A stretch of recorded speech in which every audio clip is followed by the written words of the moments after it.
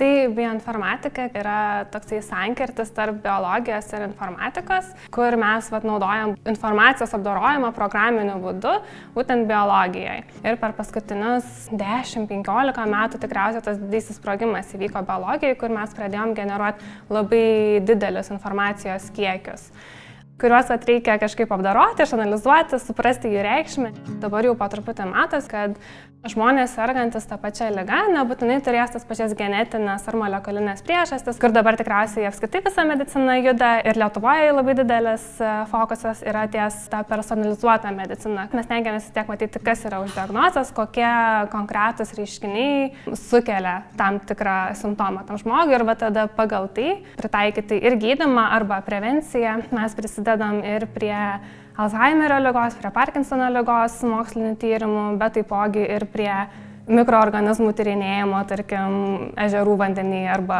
balose. Aš tai labai mėgstu savo tą kasdienį darbą, nes aš visada labai mėgau logiką, dėliones ir man kiekviena diena iš tikrųjų yra tokia kaip dėlionės, uždavinys, toksai, kurį reikia išspręsti. Bet kas šitame darbe yra labai smagu, kad tu savo darbą kiekvieną dieną prisilieti prie mokslo, kuris išsitransliuoja į kažkokią naudą žmonėms.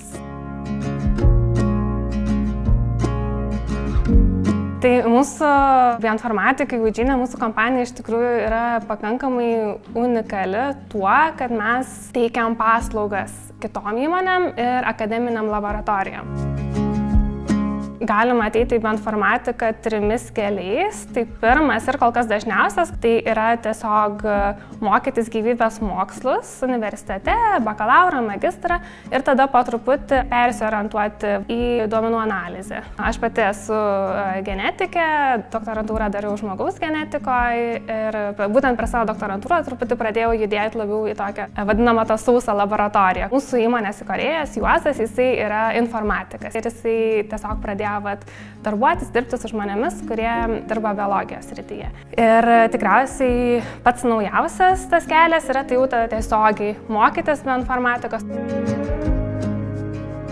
Mūsų klientai yra paplitę po visą pasaulį, labai daug iš Amerikos, iš Europos, iš Lietuvos ir iš tikrųjų matom didžiulį poreikį tokio tipo paslaugoms ir analizėms. Ateitis, tai aš manau, labai šviesi, labai sparčiai auganti, mes labai ieškom darbuotojų ir vienu metu tai atrodo, kad jau buvom pasiekę tą tašką, kaip visus pasamdėm Lietuvoje. Labai reikia specialistų ir profesionalų, kurie sugebėtų suvaldyti visą šitą informaciją ir ją suprasti.